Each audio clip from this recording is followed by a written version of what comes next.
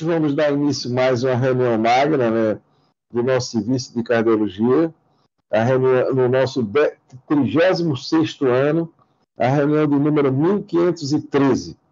E hoje nós temos a honra de contar mais uma vez, né, com o Dr. Paulo Souza de Andrade, especialista em ginecologia e obstetrícia, professor adjunto da UFSC, uma pessoa com larga experiência, já teve com a gente antes e sempre brilhante nas suas apresentações. Paulo, vai nos apresentar o Doppler das artérias oftálmicas nas grávidas hipertensas. A atualização. Paulo, como a gente sempre diz, a tela é sua. Muito obrigado, Souza. É um prazer, né, estar conversando com vocês e discutindo as coisas. Isso é um tema que me entusiasma muito, uma doença hipertensiva específica, porque a gente vai ver, eu vou pincelar um pouquinho da epidemiologia, e é um prazer sempre, quando você quiser outros temas, eu estou aqui às ordens. Então, vamos ver, só lembrando um pouquinho, né, a causa de morbidade e mortalidade, a maior causa de morte materna no Brasil, né, com morbidade feto-materna, no Brasil chega a 10 ou mais por cento, né, morrem 50 mil, 60 mil mulheres por ano, e das mortes correlacionadas assim, com a gravidez, de forma geral, a gente vê que os países assim, subdesenvolvidos é que lideram, né, 10% dos óbitos fetais, 15% da prematuridade, e 15% das mortes maternas no Brasil. Morrem 2 mulheres por dia no Brasil com doença hipertensiva. E a gente tem em torno de 6,6 milhões por ano, uma morte materna a cada 2 minutos. Vocês vejam bem, em torno de 500 mil bebês morrem por ano. Você vê a importância disso. Na América Latina, a cada 4 minutos.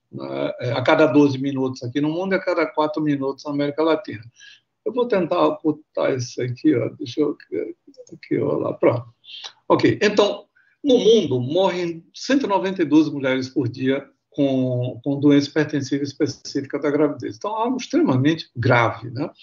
Ora, em 2018, né, quase 3 milhões de nascimentos, 1.718 mortes, a maior parte doença hipertensiva específica. Houve um aumento da mortalidade materna em 15% entre 2016 e 2020, e com a pandemia a gente teve mais de 90% de aumento a mortalidade materna no Brasil. Né? A gente vê que aqui era 55 para 100 mil e passou para 105. Né?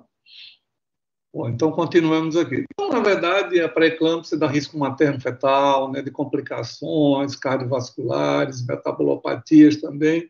As pacientes de primeira gestação, elas têm mais, né? A mudança de parceira mantém um risco do homem. Tem homem que ele já tem no genoma dele, né, esse risco de as mulheres que coabitem com ele, elas apresentarem a doença hipertensiva. É uma doença que não cura, ao contrário do que os livros dizem, nada altera. A gente nunca viu dizer, tratei, ela melhorou, não cura. E a mãe que tem essa doença, ela tem, na verdade, os filhos de risco. Né? Quanto menor o tempo de coabitação ou métodos de barreira ou fertilização in vitro, maior a incidência. Se o paciente mantém o mesmo parceiro, ela diminui o risco. Se ela muda de parceiro, ela aumenta o risco também. Então, não cura, trata. A forma de tratar é o parto, mas não cura. É uma doença que não cura, a gente vai ver. Então, as pacientes primigestas têm, né, quanto maior o tempo de atividade sexual menor, se dizia que era uma doença da placenta. Agora, a gente está começando a ver que parece que o coração ele tem uma importância maior de causar essa hipóxia na placenta do que a própria placenta. A inseminação artificial, se a mãe tem, a genitora tem, o risco aumenta 4 vezes, uma irmã 6 vezes, existe um homem de risco, como eu falei, e o método de barreira. E aquelas pacientes que têm comorbidades, as trombofílicas, elas têm um risco aumentado. E o tabagismo protege. Então, é uma doença daquela interface, mas parece que causada por um problema de uma adaptação ruim àquelas modificações impostas pelo organismo materno ao coração. Então, veja bem, como eu falei, não cura com parto, e essas pacientes ela têm consequências, né? Doenças cardiovasculares, maior incidência de hipertensão arterial, de coronariopatias, de insuficiência cardíaca, AVC e morte materna. E aquelas que tiveram uma forma grave, elas podem ter até uma diminuição de 10 anos na sua vida. Então, parece haver uma alteração endotelial e é um marcador de doenças no futuro, quem tem doença hipertensiva específica da gravidez. O que os livros e os trabalhos sempre disseram? Que há uma queda de perfusão dos territórios maternos, incluindo o sistema nervoso central, e que haveria um aumento generalizado da resistência vascular, e que, em decorrência do vasoespasmo generalizado, a resistência periférica total torna-se elevada com isquemia em todos os ossos. Esse livro foi atualizado agora e vem dizendo essa mesma coisa. Bom, quem sempre estudou a artéria oftálmica foi o pessoal da oftalmologia, né? Até que um pesquisador japonês ele começou a pegar aquelas pacientes que tinham hipertensão, específica ou não, e ele começou a ensinar o doplo das artérias oftálmicas e a central da retina. E ele ficou surpreso quando ele viu que vasodilatação e hiperperfusão nessas órbitas. A mãe, ela, com o fito de priorizar, de melhorar a sua circulação, ela centraliza o fluxo. Então, se viu que a grávida, na verdade, ela não tem a grávida com doença hipertensiva, ela não tem aquele perfil hemodinâmico que sempre se disse que é o que haveria. A grávida com doença hipertensiva, ela tem dois perfis hemodinâmicos, um periférico vasoconstrictivo e um central de hiperperfusão. É isso que, na verdade, não se sabia, e hoje é uma realidade. Então, na verdade, essa hiperperfusão, o débito cardíaco aumenta, né, com a vasodilatação sistêmica para compensar, o aumento da pressão faz com que haja abertura de leitos vasculares com vasodilatação das artérias orbitais. O vasoespasmo, quando ele predomina na microvasculatura com isquemia local, há uma vasodilatação para compensar e manter a perfusão de territórios nobres, centralização. E existe também, né, o óxido nítrico, o fator relaxante derivado do endotélio, que participa também na autorregulação junto com as prostaciclinas.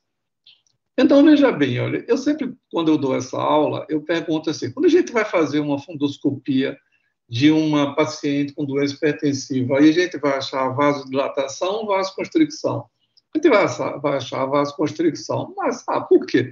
Você não fala que há vasodilatação? O problema é o seguinte, é que com o encharcamento aqui, a PO2 aumenta. Esse vaso, ele tem autorregulação. Ele fecha, até para proteger a paciente de um descolamento de retina. Então, aqui tem vasoconstricção, mas aqui tem hiperperfusão na trama coriocapilar.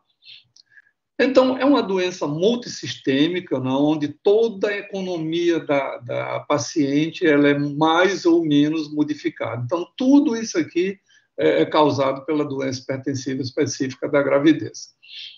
Então, aí, por que nós vamos estudar a artéria oftálmica? Então, nós vamos ver um pouco da anatomia, a técnica do exame, que é muito simples, a curva de aprendizado é muito rápida, as dificuldades, se é que elas existem, eu não as vejo, e as aplicações. Então, vejamos, por que a gente vai estudar a artéria oftálmica? Ora, para que a gente acesse essa microvasculatura do sistema nervoso central, a gente teria que usar a geografia com radiação, tomografia também, a ressonância até poderia ser um gadolínio, mas veja bem, veja para uma grávida estar realizando uma ressonância magnética. Então, é exatamente aí onde entra a artéria oftálmica. Não, a artéria oftálmica tem a mesma origem embriológica e tem similaridade anatômica e funcional com os vasos do sistema nervoso central. Significa que, quando nós insonamos a artéria oftálmica, nós estamos fazendo inferência na microvasculatura do sistema nervoso central. A mesma coisa que quando a gente insona uma artéria uterina, a gente está indo lá, né, bem no cerne da hemodinâmica do útero. É a mesma coisa aqui no sistema nervoso central. Não. E vamos ver o traçado dessa artéria como é. Já tem 10 anos que eu trabalho com isso. Agora o mundo está acordado. É uma artéria que ela é dicrótica, né? Ela tem, na verdade, e isso aqui mudou agora. Eu conversei domingo com um colega alemão que é amigo do professor do tempo que eu fiz o curso lá. E ele vai me mandar ainda outros trabalhos dele, que ele também está se dedicando muito à artéria oftálmica. Então, veja bem, ela tem uma aceleração sistólica rápida, uma desaceleração também rápida, e aqui ela tem outro impulso, que era tido como primeiro pico de velocidade diastólica. Então, na verdade, esse impulso protodiastólica, eu vou explicar exatamente, é uma reflexão da energia. Aí, então, tem um primeiro pico sistólico, o segundo pico sistólico, e antes do fechamento da válvula aórtica, aí a gente tem a incisura aqui e a velocidade término-diastólica, que expressa a resistência nos vasos. Aí, veja bem, quanto maior a distância entre esse pico sistólico 2 e o pico 1, menor a resistência, que vai enchendo aqui, vai encharcando. Quanto menor essa distância, maior... Quanto menor essa distância, menor a resistência, e quanto maior a resistência também. E o que a gente usa muito, né, nesse traçado aqui, esse segundo pico sistólico e essa razão entre os dois picos de velocidade, o pico 2 e o pico 1. Quanto maior essa razão, porque está mais encharcado o cérebro da paciente. Observem que esse pico 2 aqui, olha, ele tem mais ou menos 50% da velocidade sistólica inicial. Então, esse é o básico para a gente entender a artéria oftálmica em toda a sua plenitude. Então, vamos seguindo aqui. Eu conversei com esse colega aqui, então, esse segundo pico sistólico, que era rotulado como primeiro pico da velocidade término-diastólica, na verdade é o seguinte, é uma fração de onda que é refletida, vem dos membros inferiores do sistema nervoso central e causa esse outro impulso aqui. Ela vem retroativamente, como ele chamou, backwards. Não, então, é exatamente isso aqui. Então, isso aqui não faz parte da diástole, e sim é o segundo pico sistólico. Isso aqui é fundamental para a gente entender a artéria oftálmica. Bom, ela vem da carótida interna, né, aqui, como a gente vê aqui, e o que acontece com ela? Ela, na verdade, ela cruza o nervo óptico, na imensa maioria das vezes, e ela vai originar a artéria central da retina e as ciliares posteriores. Essas ciliares posteriores, elas têm autorregulação. Por isso que, quando o encharca aqui, elas fecham para não descolar a retina da paciente. E já a oftálmica, a central da retina, as ciliares têm autorregulação, e a oftálmica obedece ao sistema nervoso autônomo. Então, vamos seguindo aqui. Então, veja bem, quais são os índices que nós usamos? O índice de resistência, que é a sístole menos a diástole, dividido pela sístole, a pulsatilidade, que é melhor, porque divide pela velocidade média, e o segundo pico de velocidade sistólica e a velocidade diastólica final. Sendo que eu adoro isso aqui, a relação entre os dois picos, porque expressa melhor essa alteração hemodinâmica no sistema nervoso central da grávida. Então, esse é um trabalho assim, icônico, né, de 97, onde eles pegaram 17 pacientes normotensas, não grávidas, 29 grávidas normotensas, 9 pacientes com pré-eclâmpsia leve, não se usa mais leve e grave, né, 6 com a severa e 6 com hipertensão transitória e 9 com hipertensão crônica. Né? O que eles viram aqui? Que o índice de pulsatilidade na forma mais grave foi o mais baixo. Por quê? Porque tem vasodilatação. Enquanto que nas pacientes normotensas foi o mais alto, porque não tem vasodilatação. A pulsatilidade também, na pré-eclâmpsia leve, que não se usa mais leve, foi significativamente mais baixo do que naquela com hipertensão transitória, porque nesta já não tem vasodilatação. E não teve diferença significante no índice de pulsatilidade entre a pré-eclâmpsia e a crônica, porque a pré-eclâmpsia inicial ela não tem aquelas alterações, ou entre a hipertensão transitória e a crônica. Então, o que ele já viu aqui? Olha, em 97, vasodilatação orbital com hiperperfusão. Aí, o que acontece aqui? Olha, aqui, o Doppler da artéria oftálmica como uma medida da forma grave. A gente viu que aquele pico, nas formas graves, ele vai subindo, aquela relação. Olha. E a diástole, como enche de sangue, ela vai subindo também. Já a resistência... deixa eu passar aqui. Já, por exemplo, desculpem. Já que o índice de resistência, o que vai acontecer? Quanto mais grave, quanto mais severa, repito, não se usa mais, com e sem características de gravidade, ela vai diminuindo a mesma coisa a pulsatilidade. Então, é hiperperfusão orbital que tem, sem nenhuma dúvida. Mostrando aqui que nós vamos, quando vamos rastrear sem usar artéria oftálmica, se nós usarmos as características maternas, é melhor um para o ímpar, para a gente ver se vai desenvolver ou não doença hipertensiva. Quando a gente acresce a pressão arterial média, a gente melhora um pouquinho, mas lembre que ao termo praticamente não altera nada. Se nós acrescermos aqui o índice de pulsatilidade da artéria uterina, vamos melhorando aqui. Se colocarmos marcadores também, vamos melhorando. E se colocarmos também aqui, somando a característica materna, mais a uterina e a pressão arterial média, aqui, marcador não é a nossa realidade. Mas o que é que nós podemos fazer aqui em Aracaju? Na verdade, a característica materna, o histórico da paciente, a artéria uterina e a pressão arterial média. Nós temos quase 70% de identificação daquelas pacientes que poderão desenvolver doença hipertensiva. Mas observemos aqui que a forma tardia, que a gente pode discutir no final da aula, a gente não tem uma boa taxa de detecção. Isso a gente discute por quê. Há uma explicação para isso. E desde 2014 que se sabe que, na verdade, a gente pode fazer predição. E o bom desse trabalho é que ele mostra que se você usar a artéria uterina, e tem outro trabalho aqui corroborando, e a artéria oftálmica, a gente consegue também ter uma taxa de detecção razoável até. Então, vamos seguindo aqui. Então, veja bem, quando você combina o Doppler da artéria oftálmica com outros marcadores, na predição de pré-eclâmpsia, aqui cedo, com 19, 23 semanas, olha, a gente usa a artéria uterina, a pressão arterial média, o marcador bioquímico, são esses dois aqui, mas a história. A gente tem aqui, de 2.853 pacientes, 76, 2,7 aumentaram.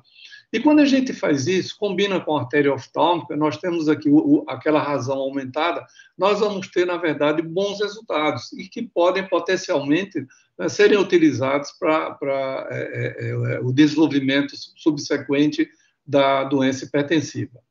Mas vamos continuando aqui.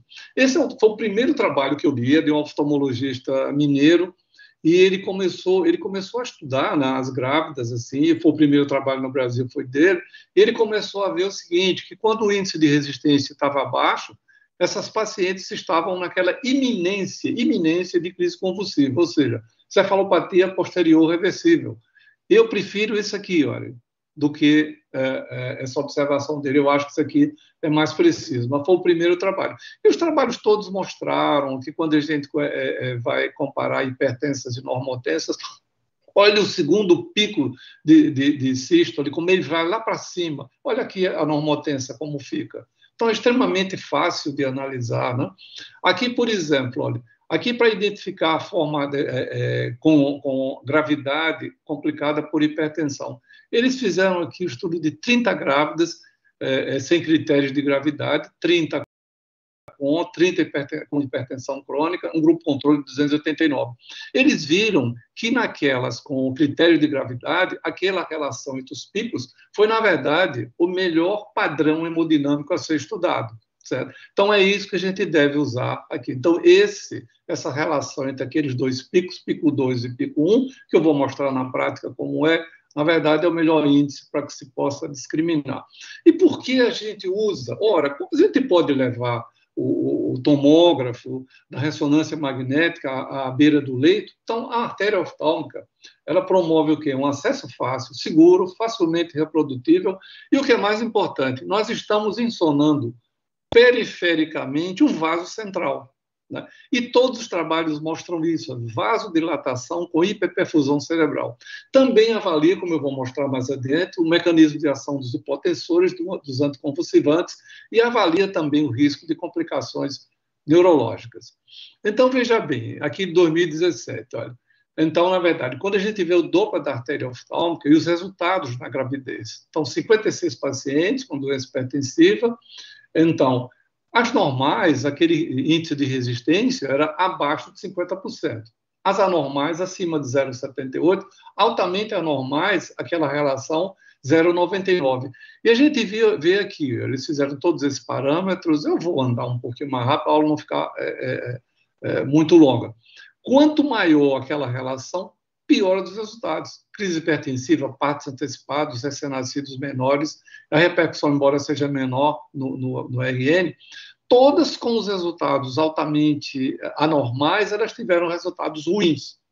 Morte fetal, descolamento prematuro de placenta, inclusive. E eu também fiquei feliz quando eu vi esse trabalho mostra uma revisão sistemática, ela mostra que se você usar a artéria oftálmica e a artéria uterina, que é secularmente, né, usada, a gente tem o mesmo valor preditivo. Aí vocês perguntam, você usa a artéria uterina ou oftálmica? Eu uso a uterina porque eu estou com o tradutor na mão e é muito mais prático do que eu insonar o olho da paciente. Então, veja bem, olha, o papel do Doppler na predição. Né? Observem aqui, 120 pacientes, né, com um grupo controle de 96 pacientes, avaliadas abaixo de 20 semanas. 24 delas, 16 sem critério de gravidade e 8 com. estão avaliados aqueles índices que eu já lhes falei. Né? Então, lembrar que essa relação aqui e esse pico que aumenta são os melhores parâmetros de avaliação. A gente vê aqui que as taxas de sensibilidade do pico 1, do índice de resistência, elas são boas até. Mas quando a gente vai ver a relação entre esses dois picos, a gente tem aqui a taxa de sensibilidade 77, num ponto de corte de 0,59, e a taxa de sensibilidade desse pico 2 do aumento está 91%. Olha. A especificidade 61%. E esse pico, o normal dele é até 16%, ele é acima de 20%. Então, há realmente um bom papel na predição da pré-eclâmpsia. E aqui a gente vê também esses trabalhos aqui de 2022, que eu falei, o mundo acordou, né?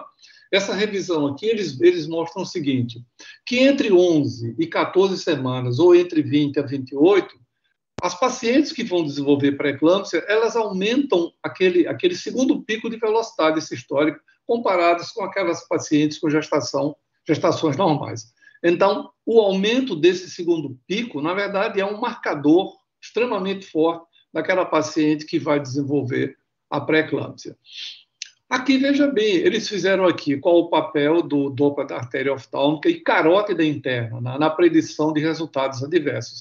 Só que aqui eles têm um erro nesse trabalho. A curva ROC deles aqui foi o índice de resistência, que eu não acho bom. E o primeiro, aqui na verdade, ele coloca o primeiro pico diastólico, sistólico, como eu já falei. Mas qual o comportamento aqui, olha, na doença hipertensiva? A gente vê que o índice de resistência, olha, ele cai, olha. A pulsatilidade, ele cai. O pico de velocidade sistólico, ele aumenta. Mas tudo que envolve vasodilatação, ele aumenta. Olha. A velocidade diastólica final, a relação entre os dois picos, o primeiro pico de velocidade diastólica, que isso aqui que está errado. Né? Então, vê que o comportamento da carótida interna, da oftálmica, desculpe. A carótida interna vem agora, que é basicamente a mesma coisa, basicamente segue exatamente, até porque ela é que origina a artéria oftálmica, e os resultados, quando eles usam o índice de resistência, eu mostrei na curva ROC, eles viram assim, quando o índice de resistência é baixo, o descolamento prematuro de placenta, a eclâmpsia, a síndrome HELP e a encefalopatia posterior reversível, elas são muito mais incidentes. Não. Aqui também, olha, o complemento do diagnóstico de pré-eclâmpsia com a artéria oftálmica. O que eles viram aqui nessa revisão sistemática? Eles viram que aquela ração entre os picos, ela tinha uma sensibilidade de 84%, uma especificidade de 92%. E o segundo pico sistólico e não diastólico tem uma boa sensibilidade também, olha. E uma especificidade também de praticamente 90%. Então, realmente, é um instrumento muito bom, né, com uma sensibilidade e especificidade também muito boas. Quando a gente vai rastrear sem artéria oftálmica, que se a gente pega, por exemplo, as características da história da paciente, né, os antecedentes, e vai comparar com uma avaliação mais completa, que vem história, mais pressão arterial média, mais o Doppler da uterina e bioquímica, a gente vê que se a gente usar somente o histórico para a taxa de detecção daquelas que vão ter bebê abaixo de 34 semanas é 47. Quando a gente usa esses parâmetros aqui, sem artéria oftálmica, a gente melhora bastante. Antes de 37 semanas, olha, só o histórico, 41, quando a gente coloca aqui, olha, esse outro protocolo sobe, mas vejam aqui que a forma tardia, a taxa de detecção não é boa. A gente discute isso no final da aula também. Mas o que se fez? Né? Então, o grupo de Londres, que é quem mais, na verdade, cientificamente produz, o grupo de medicina fetal, eles começaram a ter uma preocupação com aquelas pacientes que nós rastreamos no primeiro trimestre e elas são negativas. A gente diz, que bom, o risco dela é baixo, só que elas podem, 2,6%, podem desenvolver. Então, eles começaram a utilizar aqui, olha, o Doppler da artéria oftálmica e sempre aquelas duas razões. Olha, a razão entre os picos e o segundo pico de velocidade sistólica. A gente vê que a correlação entre o olho direito e o esquerdo é a mesma. Eles estão preconizando agora que se faça 2 vezes em cada olho, porque a performance de rastreio é 100%. Faz no olho direito, o olho esquerdo, repete o olho direito, repete o olho esquerdo, e faz a média. Aí vamos continuando aqui. Mas, então, aquelas pacientes que nós ficamos teoricamente tranquilos, porque foram rastreadas negativamente, em torno de 2% delas, olha, 2.853 rastreadas negativamente, 76 desenvolveram. Então, eles começaram a rastrear entre 19 e 23 semanas. Observe que essas pacientes que têm aquela alteração nos dois picos, elas têm, na verdade, os índices pressóricos maiores, né? Então, para você fazer uma previsão daquelas pessoas, aqui com 19, 23 semanas, que vão desenvolver pré-eclâmpsia abaixo de 37 semanas, quando você usa a característica materna, você vai detectar 56%. Se você colocar artéria oftálmica, você vai ter uma taxa de detecção de 80%. Se você colocar, além disso, a pressão arterial média e a uterina, coloca 81%. Olha, a oftálmica consegue melhorar um pouco. E se você colocar, além disso tudo, os marcadores bioquímicos, olha, a oftálmica ainda melhora um pouquinho, mas observem que quando a gente analisa daqui para o termo, as taxas de... Então, a previsão não é muito boa. E quando nós fazemos isso tardiamente, entre 35 e 37 semanas, mas por que tão tardiamente? Porque a gente tem a DEG tardia, né? A doença hipertensiva a partir de 34 semanas. Aí, o que eles fizeram aqui? Eles tentam identificar aquelas pacientes que elas são insondadas com 35 a 37 e que elas poderão ter pré-eclâmpsia nas próximas 3 semanas. E observem aqui, olha, quando eles usam a história materna, só isso aqui, 31%. Quando eles colocam a oftálmica, vai para 70%, certo? Então, aqui, quando ele coloca a história materna mais a pressão arterial média, 74. Jogando a artéria oftálmica, sobe para aqui. E usando a bioquímica, a artéria oftálmica ainda consegue melhorar um pouquinho. E aqui, observem que os resultados são um pouco melhores. Por quê? Porque o evento está próximo. Quanto mais próximo do evento, do desfecho, maior a previsibilidade. Então, nós usamos todos esses marcadores aqui, né? Mas agora, nós podemos, assim, só fazendo um adendo aqui, esse trabalho aqui de 2022, né? Na predição. Olha, então, é um marcador útil para a predição de pré-eclâmpsia, né? A artéria oftálmica. E vamos ver aqui também. Então, hoje, nós podemos já colocar aqui, com 22 semanas e com 36 semanas, a artéria oftálmica. É o que eu faço isso, há 10 anos eu trabalho com isso. Eu já dei aula pelo Brasil inteiro disso aqui, mas agora as pessoas estão acordando. Então, a gente está falando de uma patologia que tem alteração do sistema nervoso central materno, alterações vasculares e também que compromete os fetos. Aí vamos ver aqui, vamos entrar agora na parte que eu acho que é mais interessante para vocês, como utilizar. Então, na verdade, nós não vamos, na verdade, fazer diagnóstico de pré-eclâmpsia, nós vamos auxiliar. É um método complementar. Porque o diagnóstico de pré-eclâmpsia é clínico e laboratorial. Mas só que a gente pode fazer, pode auxiliar no auxílio, ou pode ajudar no auxílio e na predição da pré-eclâmpsia. Então, a gente também identifica o desfecho adverso na forma grave, ou seja, aquela paciente que está com PRES, né? Que é aqui a síndrome de cefalopatia posterior reversível, que essa paciente ela vai convulsionar, é questão de minutos até.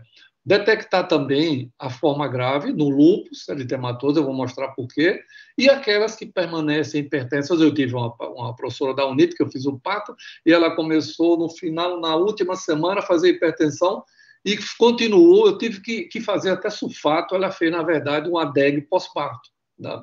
E eu tinha feito, no rastreamento dela deu negativo, mas eu não tinha feito a artéria oftálmica dela, porque tem mais custos, né, tudo, então... E o que eu acho fantástico é fazer isso aqui, ó, você fazer diferença entre doença hipertensiva e hipertensão arterial crônica. Infelizmente, nós ainda temos muito isso, a paciente sendo tratada com hipertensão arterial crônica e sendo tratada como doença hipertensiva específica. Eu, às vezes, estou insonando uma paciente, eles não pedem oftálmica, e quando eu vou insonar, eu digo, olha, pode parar o sulfato de magnésio. Essa paciente é hipertensa crônica, não é, na verdade, pré-eclâmptica. Então, eu fui estudar a anatomia do olho. Eu tive que estudar para me familiarizar. Aprendi logo a ver o nervo óptico, olha, que aqui, ver as câmaras anterior, posterior, né, o cristalino, o nervo óptico, a fóvea. Eu fui aprender tudo isso, né, para me familiarizar com o método. E o interessante dessa artéria é que os índices dela, eles não mudam. ao longo das semanas de gestação. E se você examinar um olho, o outro é a mesma coisa. Por isso que eu questiono um pouco esse trabalho de Londres, mandando você fazer o direito, o esquerdo, enfim. Então, na verdade, a oftálmica está sob controle do sistema nervoso autônomo, né? E a artéria central da retina e as ciliares posteriores, elas têm autorregulação. Então, lembrando, isso aqui, esse traçado é fundamental. Olha, quanto maior essa distância, maior a resistência. Quanto menor essa distância, menor a resistência. E o importante é exatamente a razão entre esse pico sistólico 2 e o pico 1, ou o aumento do pico sistólico, que vai dar no mesmo. Certo? Então, vamos ver aqui. Olha, eu fui aprender a ver nervo óptico, olha, a artéria central da retina, ciliares posteriores, nervo óptico, e me familiarizar com o traçado normal da artéria oftálmica. Eu acho isso fantástico. E a gente tem, na verdade, os índices normais, já com curva ROC e tudo, e eu gosto muito de olhar esse pico 2 aqui, olha. Se ele subir de 20, é problema. E como eu falei, olha, esse pico 2, ele está em torno de metade do pico 1, olha, em torno de 0,50, olha, aqui.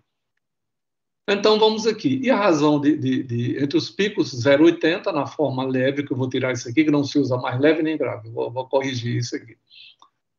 Então, veja bem, olha, quando nós comparamos um cérebro materno encharcado para cima, ao normal aqui, olha, veja aqui como está encharcado isso aqui, olha. Então, essa é uma observação interessante dos pontos de corte, né, dos índices de melhor performance aqui. Olha. Quando a gente pega aquela relação, né, e ela acima de 0,75, a acurácia melhora, mas veja a especificidade, olha, 92, desculpa, 92. A mesma coisa quando eu vejo aquela velocidade do pico 2, né, acima de 22, olha a especificidade dele, o valor preditivo positivo, excelentes, né? Então, a gente pode fazer isso usando o preset de tireoide. Né? O equipamento de médio porte, eu uso o transdutor de mama. Eu não mando o paciente repousar 10 minutos, porque o último exame que eu faço é o da artéria oftálmica. O transdutor na pálpebra direita, eu vou mostrar alguns macetes, a cabeça no nível do coração, movimentos de báscula, e aqui é a regulação do aparelho que a gente faz. Então, normalmente, quem não tem prática ainda, o ideal é pegar o dedo mínimo, colocar na testa da paciente para não pressionar a órbita. Eu não faço mais isso. Eu saí da curva de aprendizado há muitos anos, então não faço mais isso. E aqui é até de uma esposa de um estudante de medicina que ela desenvolveu pré-eclâmpsia. Eu vou mostrar para vocês como é fácil e como é rápido. E vejam o que eu digo. Eu coloquei uma gotinha de gel, ela estava ficando hipertensa, né? Então, eu vou com o transdutor de tireoide e vou lá. Vai aparecer logo aqui, olha, vejam bem. Foi o próprio estudante que gravou. Olha o nervo óptico aqui, ó. Então, localizei o nervo óptico, sei que ela vai para as ciliares posteriores, aqui. Ela está aqui, olha, medialmente é o nervo óptico. Olha. Vejam quantos segundos. Ele disse que foram 12 segundos. Olha onde está o pico 2, olha. Vejam o que eu vou dizer, olha. Fazer aquele exame fantástico, né? Lembra aquele que eu falei? A corcundazinha de camelo? Eu chamo isso corcunda de camelo. Então vamos medir aqui. Ó. Aí eu vou fazer aquela relação, pico 2, pico 1. Ele já faz automaticamente o pico 1 por pico 2. Então eu vou colocar aqui com o pico 1. Ó. E depois vou fazer aqui, olha. Pico 2. Eu estou fazendo isso porque o aparelho é assim. O primeiro que você coloca, ele coloca o número 1. Tag mesmo. Então, deu acima de 0,80. Então, vejam. Eu acho que ele vai tirar esse bebê semana que vem. E eu fiz isso. Semana seguinte, eu interrompi a gravidez dela. Vejam só, olha, como é fácil de fazer e extremamente informativo. Né? E eu sou fascinado por isso, porque eu acho que a gente ajuda e muito o paciente. Então, nós já vimos anatomia, técnica, os padrões de normalidade. Vamos ver como a gente faz a diferença do que é pré-eclâmpsia e do que é hipertensão. E diferenciar também a forma leve e grave. Eu vou corrigir isso aqui, não se usa mais leve e grave.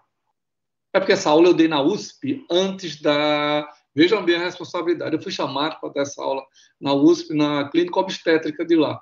Isso logo no início, antes da pandemia. Né? E eu confesso que eu tremi nas bases para ensinar aqueles...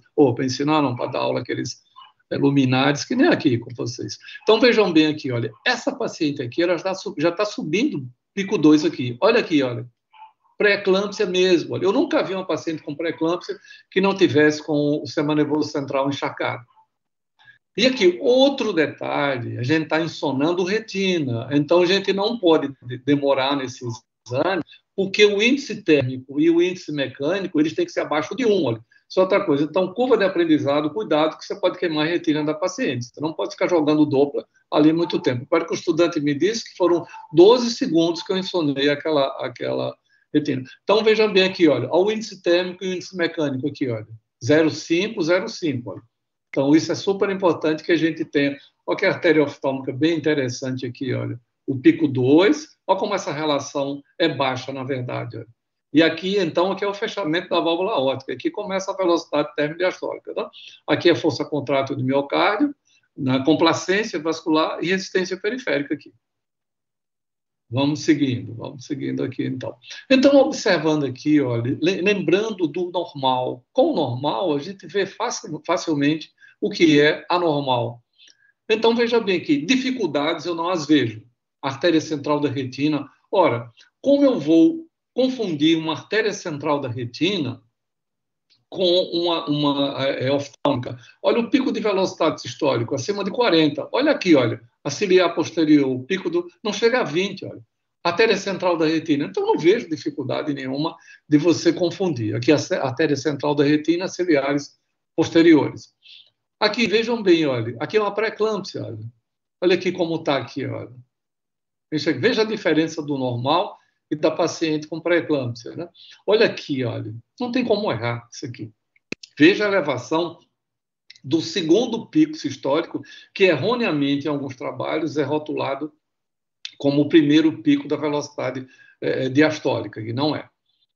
Vamos seguindo aqui. Então, veja bem, olha. Veja bem, para a gente fazer, a pré-eclâmpsia sem critério de gravidade, ela geralmente está abaixo de 0,8. Acima de 0,8, ela já se torna com critério de gravidade. Então, a hipertensão arterial crônica, olha, o ponto de corte abaixo de 0,78, com uma boa sensibilidade e uma boa especificidade também. Então, veja bem, como é que a gente vai diferenciar o que é pré-eclâmpsia do que é hipertensão arterial crônica? Veja bem, a razão entre os picos de velocidade, o ponto de corte é 0,78. Ora, se eu tenho abaixo de 0,78 é porque eu não tenho hiperperfusão, não tenho vasodilatação, hipertensão arterial crônica. Se eu tenho aquele pico acima de 0,78 é porque eu tenho hiperperfusão. E vejam a sensibilidade e especificidade que são boas. Outra coisa aqui, olha, 2022. Né? Então, por exemplo, o pico sistólico, naquela razão, para você diferenciar o que é pré-eclâmpsia do que é hipertensão crônica ou gestacional. As pacientes avaliadas entre 32 e 36, 50 com doença hipertensiva, hipertensão gestacional 54, hipertensão crônica 56. Eles avaliaram as características maternas, história anterior, pressão arterial média, pico de velocidade sistólica, hipertensão gestacional e uso de antihipertensivos. Eles viram aqui que na doença hipertensiva, na hipertensão gestacional e a crônica, a pressão arterial média era maior. E aquela razão entre os picos de velocidade maior na doença hipertensiva quando você compara com a hipertensão crônica. Não tem vasodilatação aqui.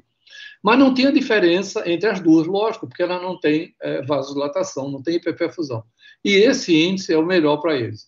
Lembrando que o peso, a idade, o uso de hipertensivo, como eu vou mostrar, e a pressão arterial média, eles alteram. Eu vou mostrar também. Então, aqui, fazendo um resumo, hipertensão arterial crônica, aquela razão entre os picos de velocidade menor do que 78, e a resistência também, como não tem vasodilatação, ela é mais alta. Pré-eclâmpsia, sobe o RPV e diminui a resistência. Na forma com critério de gravidade, acima de 0,85, na forma leve, menor do que 0,80. Lembrando também que naquelas pacientes com lúpus, o que acontece com a pulsatilidade? Ela cai, olha, certo? O RPV, o que acontece? Ele aumenta, certo? Isso é importante, eu vou mostrar no exemplo clínico, para a gente fazer a diferença daquela paciente que está reativando a doença, eu fiz um parto há 2 meses assim, e daquela que está, na verdade, desenvolvendo pré-eclâmpsia no terreno próprio, que é o lúpus eritematoso sistêmico. Né?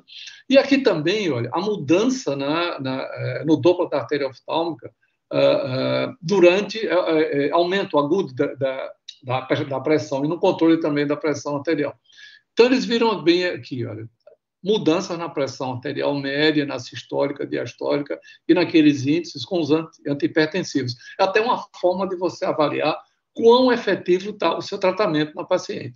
Então, 31 pacientes com 30 semanas e 6 dias e 39 mais 6 dias. Então, eles faziam a avaliação da pressão arterial e o Doppler da artéria oftálmica.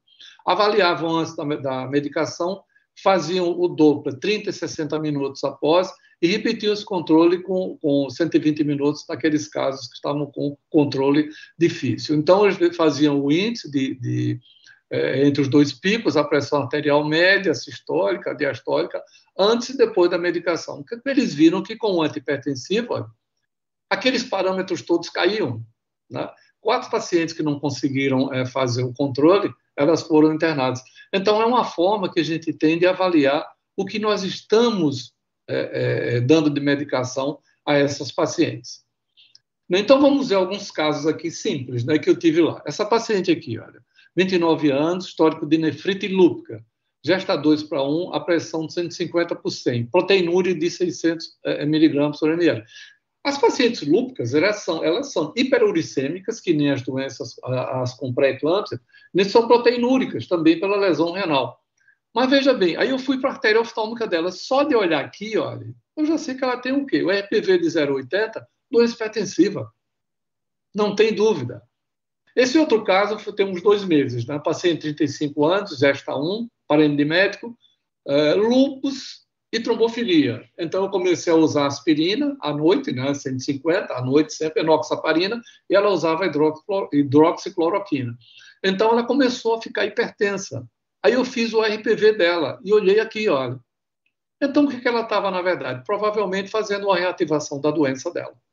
Né? Mas não era pré-eclâmpsia aqui. Certo? Já esse outro caso aqui, olha, 33 anos, gesta 3:2, 160 por 100. Tração obstétrico normal, 27 semanas. Artéria oftálmica, o IR, 0,78. Quando eu olho esse traçado aqui, olha, eu já sei que ela não tem pré-eclâmpsia. A hipertensão arterial crônica. Eu acho fantástico isso. Né? Esse outro caso aqui, 30 anos, gesta 1:2, 25 semanas, hipertensa. Aí eu fui para a oftálmica dela aqui, olha. Alterina, e fui para a oftálmica novamente, alterina. O que é que ela tem? Hipertensão arterial crônica. É uma paciente que foi mal avaliada e ela, antes de 20 semanas, ela já era hipertensa. Esse outro caso aqui, olha. Então, 19 anos, primigesta, 23 semanas, hipertensa. Né? Vejam a artéria oftálmica dela aqui, olha. Alterina com alteração, então não tem dúvida, é uma paciente que está com DEG precoce.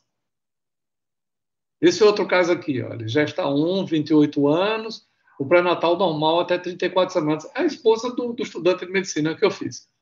37 semanas, a PA 160 por 100, as uterinas normais, e o RPV, olha como está o RPV dela, olha onde estava o pico 2, aquela da filmagem, ó. Doença hipertensiva específica da gravidez. Esse outro caso aqui, olha, a pressão de 170 por 100 foi atendida no pronto-socorro. Mas tu olhar o RPV dela, não tem cisura, olha para isso aqui, ó, como está encharcado esse cérebro dessa paciente. Então, não tem dúvida, doença hipertensiva específica da gravidez. Né? Esse outro caso aqui, por 100, ultrassom obstétrico normal, 34 semanas, aí eu fiz o índice de resistência dela, olha, 0,78. Aí eu vou aqui ver, olha, ela não tem pré-eclâmpsia, ela tem hipertensão arterial crônica. Então vejam a praticidade. Esse outro caso aqui, basta eu olhar aqui, olha, RPV 0,82, olha. Então não tem nem o que a gente raciocinar muito aqui, certo? Aqui, olha, outro caso também, a mesma coisa, olha. 38,4 semanas, olha, pré-eclâmpsia também. Olha o normal aqui, como é, e olha o anormal. É só a gente comparar. É extremamente fácil, muito mais fácil do que insonar um ducto venoso. A curva de aprendizado é extremamente rápida, é não fazer pressão, porque se você fizer pressão no globo ocular, você vai alterar os índices E é super fácil de analisar, que é DEG tardia. Então, quais são os lembretes? Assimilar e utilizar. Fazer sempre toda paciente hipertensa. Todo pronto-socorro obstétrico deveria ter. As pacientes com lúpus.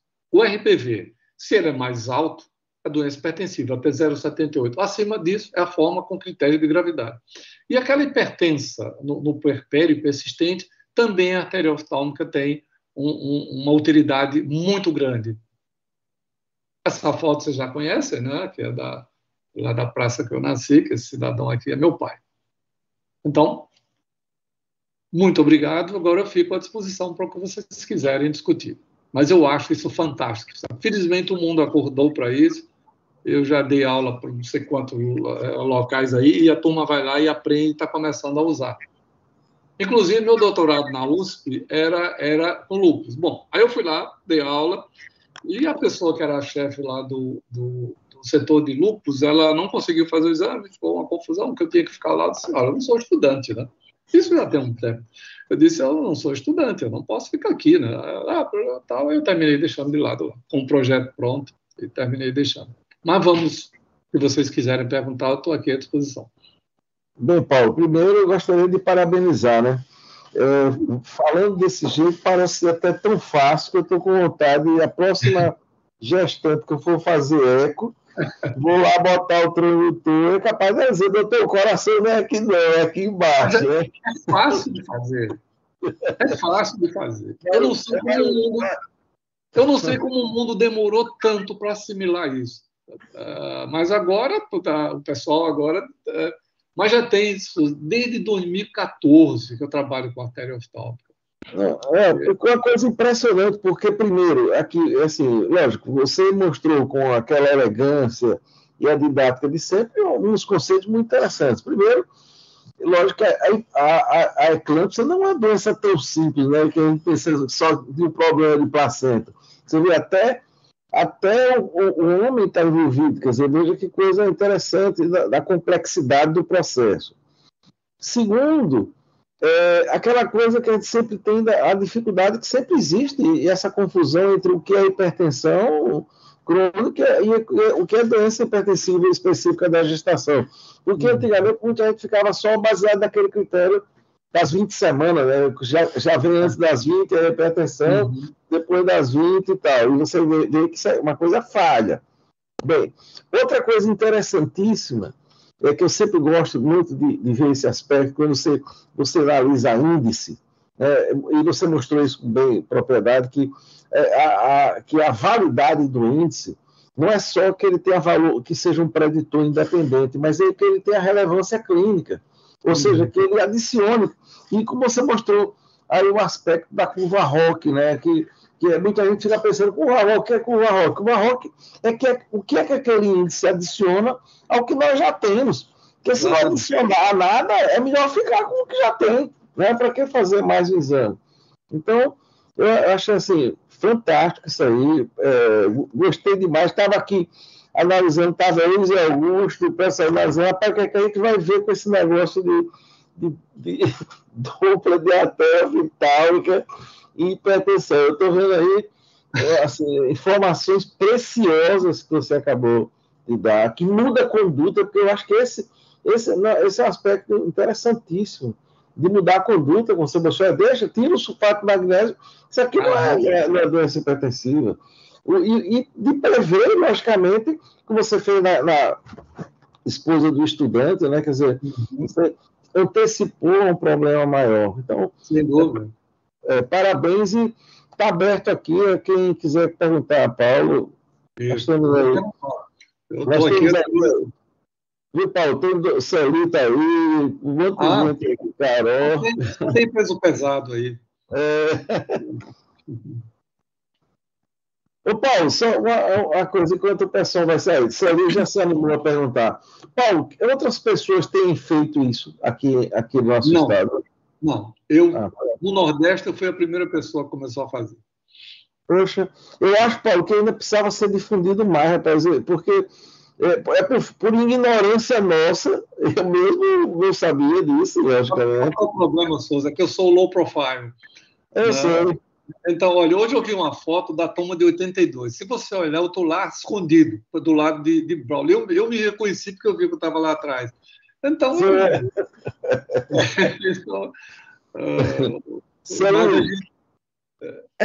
boa noite, Paulo. Boa noite, realmente, eu quero lhe parabenizar, né? É uma oportunidade de excelência assistir a sua aula e dizer o seguinte, dar um testemunho muito grande aqui, que quando eu fiz meu treinamento de gestação lá no Dante, lá com o Januário, então eu vi muita coisa, acompanhei muita coisa, e a prevalência é assim, hipertensiva mesmo.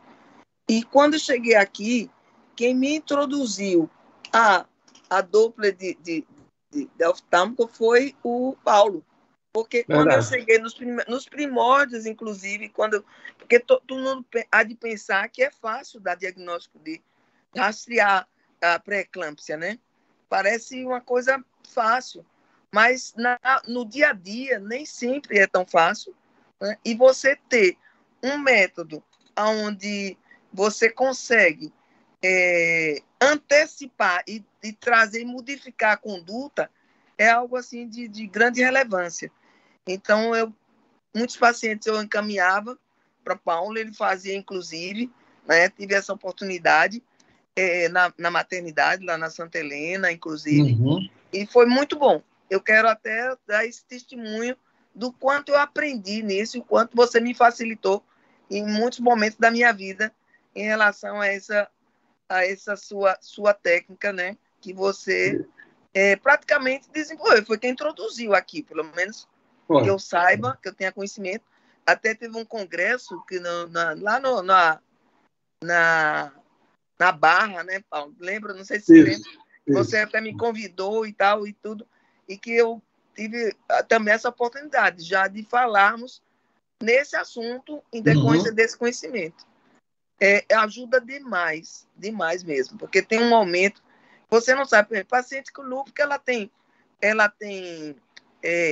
proteinúria, ela tem uma série de alterações que você não vai antever a pré-eclâmpsia, nem vai conseguir saber o momento que é o momento exato de atuar, né? Atuar ou desatuar, né? Como ele mesmo falou. A hipertensão crônica, que você não precisa fazer uma série de outras ações. Então, foi muito bom rever isso, relembrar. Eu lembro. Digamos assim, você está aqui estimulando. Pena, Paulo, que a gente não possa disponibilizar onde a gente mais encontra isso, que é, por exemplo, em um hospital público, né? Tem essa... Eu me ofereci, olha, para ir na Nossa Senhora de Lourdes fazer. Você acha que houve alguma... Isso já tem uns 6 anos que eu me ofereci. Olha, eu vou lá e faço. Tá? E falando em lúpus, né, veja a importância de um exame como esse. Por exemplo, as lúpicas são proteinúricas, são hiperuricêmicas, como as com pré-eclâmpsia. Bom, o que acontece? Mas se eu começo a ver, essa paciente começa a aumentar a pressão dela, né?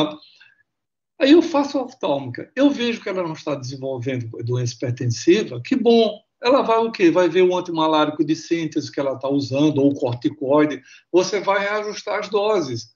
E se ela tiver pré-eclâmpsia, a pré-eclâmpsia tem uma hora para, porque quem trata é o parto, mas não cura, o paciente fica com sequela. Né? Eu me bato muito os livros. Quando eu cheguei na USP, repare o que eu fiz. Né? Os primeiros 5 minutos eu estava assim, olhando para as paredes, dizendo, o que eu estou fazendo aqui? Certo? Aqueles caras todos, tá bom. Aí depois eu comecei a pensar assim, eu disse, puxa vida, eu acho que ninguém estudou tanto isso como eu aqui. Aí depois de 5 minutos, aí eu disse assim, olha, o livro daqui da USP diz aqui que vasoconstricção generalizada. Não é. Eu comecei a ficar cheio de asa já, né, depois que o estresse passou, e eles foram assim, eu digo, olha, não é. Na verdade, a grávida tem 2 perfis, um periférico vasoconstrictivo, a grávida hipertensa, né? Hipertensa específica, e um central de hiperperfusão. Aí eles foram extremamente elegantes e ninguém me fez pergunta. Aí o professor de São Paulo, eu vou dizer a você, não tenho experiência nenhuma com isso, portanto eu não vou discutir com você. Eu digo, não, professor, mas tem que rever lá no livro, porque o estudante vai e lê isso. Aí eu chego lá, por exemplo, aquilo do fundo do olho, né? Professor, como é que o senhor disse que tem hiperperfusão e vai fazer a fundoscopia e tem vasoconstricção? Por isso que por trás a trama coriocapilar está encharcada, aumenta a PO2. Como a artéria tem autorregulação, ela fecha até para evitar descolamento. Eu disse, é um aparente paradoxo, mas a razão fisiopatogênica é essa. Atrás está encharcado. E eu acho que isso você viu, aquela estudante, né? A esposa do estudante. Eu terminei interrompendo a gravidez. Ela começou a subir muito. Eu acho que em torno de 37 semanas eu tive que tirar o bebê dela. Então, eu acho um método extremamente... repito, eu me ofereci para ir na nossa... Você imagina, eu iria lá à noite pegar aquelas pacientes com a forma grave da doença, iria ensonar, até para a gente fazer uma observação própria, né? E não tive assim tá pronto, mas eu não ia ficar insistindo, né? Mas eu gosto muito dessa fisiopatogenia. Então, eu mostrei na aula que eu dei, na outra aula que eu dei, as origens cardiovasculares da pré-eclâmpsia. É um intrincado, sabe, fisiopatogênico, estágio 1, estágio 2, fatores angiogênicos, antiangiogênicos, citocinas inflamatórias. É um intrincado, neutrócitos NK, meio ambiente, cigarro protege. Olha, doença hipertensiva, quanto mais eu estudo, mais eu fico confuso. E olha que eu estudo muito isso. Mas eu fico sempre, puxa vida, eu acho que é no John Hopkins que tem uma placa lá em branco para quem um dia descobrir a completa fisiopatogenia da doença hipertensiva. Não é uma coisa fácil, é grave, é uma doença grave. É uma doença que mata a mãe, mata feto. E no Brasil chega em alguns locais até mais de 10%. No mundo, 2%, 5%. Mas no Brasil é mais de 10%. Então a gente vê, são 192 mulheres que morrem por dia no mundo. 2 no Brasil. Todos os dias morrem 2 mulheres no Brasil com doença hipertensiva. E que é fator de risco, né? Doença cardiovascular. Tudo. Agora, quando a gente vai ver somente os fatores de risco, a gente tem uma taxa de detecção abaixo de 50%. Por isso que a gente tem que colocar... Olha, por exemplo, se a gente conseguir fazer histórico da paciente, pressão arterial média e o Doppler das uterinas, a gente consegue identificar 70%. Pressão arterial média, eu tentei comprar aquele aparelho que vem os 2 braços, não consegui. Mas o que você faz? Você faz num braço, repete 1 minuto depois, faz a média, pronto. Com aquela técnica de paciente sentada, as costas voltadas contra a parede, as pernas afastadas, tendo ficado um pouquinho de repouso, bexiga vazia, tudo isso que a gente tem, né, que fazer. E lembrando que, por exemplo, na outra aula eu mostrei, o ventrículo esquerdo da grávida normal, ele hipertrofia. É só olhar. Veja como a gravidez o quê? Dá pré-carga aumentada, né? Mas como tem resistência periférica diminuída, ela dá pós-carga diminuída, mas o ventrículo esquerdo dela muda na gravidez normal. Ele tem uma hipertrofia para fora. Se ela tiver doença hipertensiva, pelo menos 50% dessas pacientes vão ter a hipertrofia para dentro. Vai dar o quê? Disfunção diastólica, caio débito cardíaco dessas pacientes. E o que é pior, isso não volta ao normal. Por isso que eu digo, quando eu vejo o livro está lá, a cura não cura. Elas se tornam cardiopatas, elas se tornam coronariopatas, elas se tornam hipertensas, têm mais derrame. Então, não é uma doença fácil. Por isso que eu aposto muito na prevenção. Eu faço muito prevenção. Graças a Deus, eu não tenho mais a forma grave da doença. Que eu rastreio toda paciente minha, eu rastreio com 12 semanas. Eu coloco no protocolo da Fetal Medicine Foundation, toda paciente eu faço isso. E rastreio também com a oftálmica, depois de 20, 22 semanas. Eu tenho feito isso. Agora, às vezes o paciente, o custo do exame fica mais elevado, sabe como é. E a gente termina fazendo o trivial. Porque é um exame que eu tenho que parar, ela tem que repousar um pouquinho, eu vou lá, embora eu já peguei mão, né? Quando a gente pega a mão, eu não precisa nem colocar o dedo mínimo na testa do paciente, eu já faço mão livre, porque eu peguei mão. Quando eu comecei a estudar isso, eu levei minha mulher um dia de sábado para a clínica. Aí vi que não era difícil de fazer o exame, eu disse, incomodou, tal, não, pronto. Aí eu comecei a fazer nas pacientes, o paciente ficava, como, doutor, você vai olhar o meu olho? Eu disse, não, senhora, não se preocupe, não, isso tem fundamento científico. Ela falou, olha, o meu olho. No começo eu enfrentei muito isso. E, infelizmente, a gente não vê o interesse, né? Agora o mundo acordou para isso. Né? eu já dei aula em vários e vários e vários locais. Agora mesmo, tem um congresso, o pessoal me chamou, online, o Comege, me chamaram tem uns 30 dias, eu vou dar essa aula lá para eles. Essa mesma aula, que eu só vou corrigir aquilo que tem a parte ainda leve e grave, que não se usa mais, forma leve e forma grave, sem critérios e com critérios de gravidade.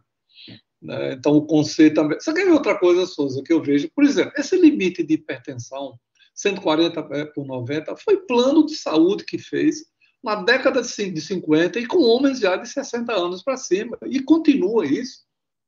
Eu costumo dizer o seguinte, eu falei naquela outra aula, aí eu tenho uma paciente que ela tem 90 por 60, 100 por 60, a partir de 23 semanas ela começa a subir um pouquinho.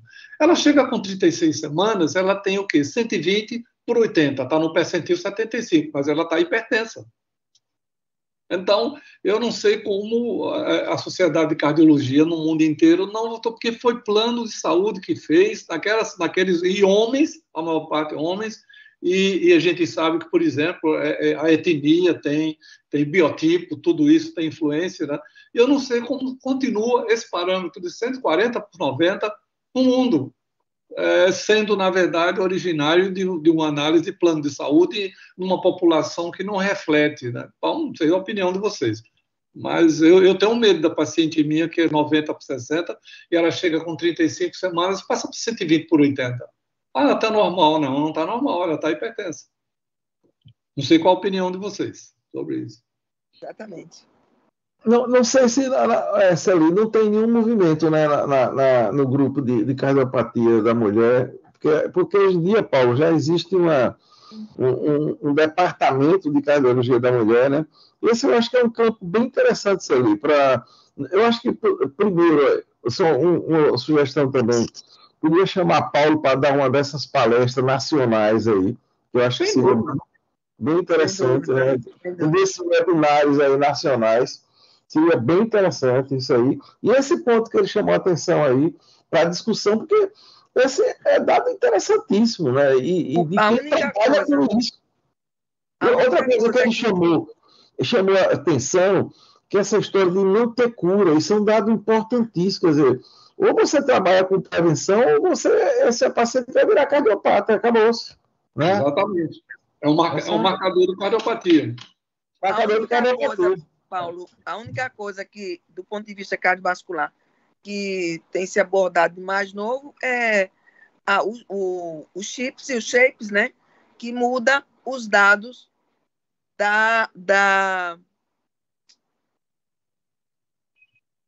Alô?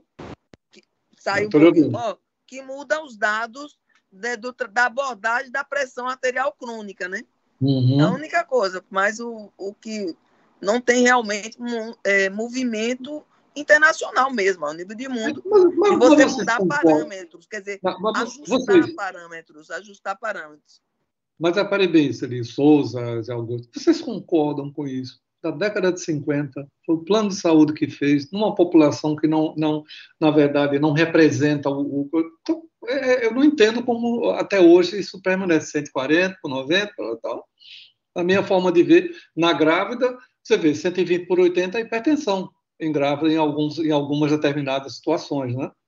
Se ela está no percentil 25, ela passa para o percentil 75, ora, está abaixo do 95, mas está hipertensa, sim.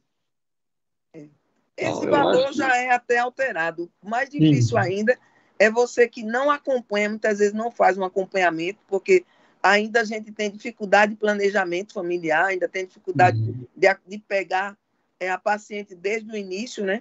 Para atentar para aquela fase de decréscimo, aquela fase de elevação e até manutenção dos dados anteriores e fazer o controle e alertar, como você diz, evitar mesmo, porque o que tem é que tentar evitar de todo custo que ela passe de forma mais contemplativa. Essa é a maior dificuldade que se tem no dia a dia.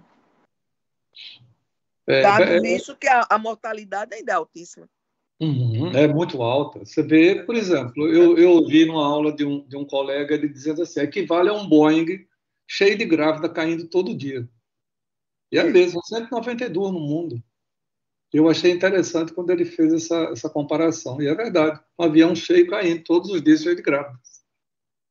né? E a gente vê que os países do terceiro mundo, os países em desenvolvimento, são os que respondem pelos números mais expressivos, né? E hoje é uma doença que você consegue prevenir, né? E a aspirina eu mostrei naquela outra aula já, a metformina, para mim o melhor de todos é a pravastatina, mas até silenciador de DNA está sendo usado, está sendo pesquisado. Sulfasalazina também. Então, é porque se o paciente é alérgico à aspirina, antigamente, bom, reze, né? Agora não, a gente tem a pravastatina que tem resultados muito bons. Eu acho de tudo, de metformina, de esomeprazol, a pravastatina é quem melhor expressa os bons resultados. Então, porque é assim, é uma doença grave, é uma doença que responde pela segunda maior mortalidade no mundo e primeira no Brasil. Então, é terrível, né? É terrível realmente, além dos riscos para o feto também. Por exemplo, olha, uma grávida que ela tem sobrepeso ou obesidade no segundo e terceiro trimestres, o feto altera a função cardíaca de alguns índices dele. Você vê como realmente a gravidez é um conglomerado, né, olha, eu digo sempre, a gravidez é uma prova de saúde. Né? É uma prova de saúde, porque você tem o quê? Você tem um 50% de aumento no volume plasmático dessa paciente. Você tem o quê? Força contrátil do miocárdio aumentada. Você tem uma hipervolemia. Você tem que ter o quê? Um remodelamento desse ventrículo esquerdo dela. Se ela tiver alguma coisa ali silenciosa, vai mostrar na gravidez. É verdade. Essas alterações cardiovasculares são extremamente importantes. Daí está se aventando essa possibilidade dessas alterações antecederem a insuficiência na placenta e causarem até a insuficiência placentária. E não ser considerado uma doença da placenta. Ela parece secundária a uma adaptação ruim dessa paciente àquelas modificações impostas pela hemodinâmica da gravidez. E lembrando sempre, grávida com hipertensão específica tem dois perfis hemodinâmicos, o periférico de uma forma, o central de outra. Isso aqui eu gosto sempre de deixar nessa aula isso bem definido. Perfeito, Paulo. Paulo, Zé Augusto teve que sair, mas também deixou aqui, pediu para transmitir a você a mensagem que acho espetacular, sobretudo os aspectos fisiopatológicos da hipertensão que você abordou aí muito bem. Bem, Paulo, diante do adiantado da hora, eu gostaria aqui de encerrar, mas antes de deixar para você a mensagem que você quer passar para os nossos ouvintes e assistentes, né, que sempre são fiéis, e, logicamente, sempre deixar o convite para você, que você é uma pessoa sempre bem-vinda. Já vou aí, uma sugestão para a Celi aí, para talvez um webinar desses nacionais, Celi. Vai dar um ibope muito grande, muita gente vai aprender e vai entender. Eu acho que é uma coisa muito legal. Bem pensado. Tranquilo, eu estou às ordens, Souza. O que precisar, qualquer coisa que vocês querem, que eu repita essa aula em algum local, tal, na disciplina lá, tranquilo. Eu adoro essa aula, porque é uma coisa que eu adquiri uma segurança com isso já há mais de 10 anos que eu trabalho com isso. Eu me lembro que você ia dar uma aula. Eu disse, você quer uma coisa nova? Que você queria saber o que é? Eu disse, eu vou lhe dar isso. Aí escrevi um texto até e mandei umas imagens minhas para você. Eu tenho essa aula até hoje. Uhum. Guardada lá, quando ainda falo até hoje. Então, eu estou às ordens, sempre, o que precisar, tal, e essa parte assim, da mulher quiser que a gente participe de alguma coisa, eu tenho o maior prazer de fazer isso. Perfeito. Tá ótimo. Vou falar com o Carol aí, com o pessoal. Exato. Eu não sei se tem estudante aí, mas eu dei o link. Eu digo, olha, vocês vão ver uma coisa que é interessante. Não sei se o pessoal participou ativamente, mas os estudantes do internato, eu passei o link para todos eles. Uhum. Pois é, Paulo. Então, mais uma vez, obrigado. E gostaria de agradecer a presença de todos e dizer que na próxima semana, com fé em Deus, teremos mais outra reunião magna. E aí vamos, Paulo, 36º ano, viu? Talvez uma das épocas assim, reconhecidamente uma das reuniões mais antigas da cardiologia brasileira. Beleza. Agora, ela persiste por causa de situações como a de hoje. Temas e apresentações de excelência. Por isso que tem público, eu fico torcendo que chegue a terça para aprender sempre um pouco mais. Então, é sempre bom. Eu tenho mania, sabe, de ficar vendo trabalho e tal. Porque o que a gente faz se não tiver... Você vai ficar o quê? Com a mesmice do aprendizado. E a gente, então, que tem essa responsabilidade, né, na universidade, aí que a gente tem essa força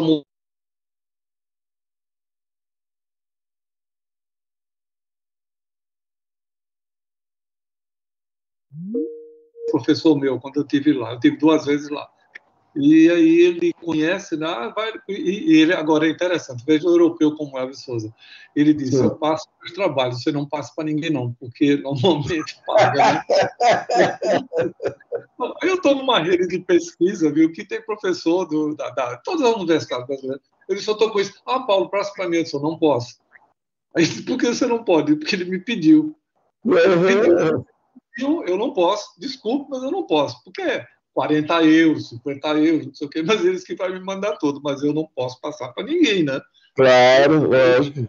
O pessoal fala coisa de ser ortodoxo, diz: não, pai, nordestino é assim, né? Eu não vou chegar, o cidadão me dá o trabalho. Ele sempre disse, se ele tivesse enviado, não tivesse feito recomendação, mas ele me disse: só vou lhe pedir uma coisa, não passe para ninguém. Tá bom, não passe. Pronto, tá certo. Perfeito. Bem, pessoal, então boa noite a todos e até a próxima semana. Obrigado, um abraço, muito obrigado. Grande abraço.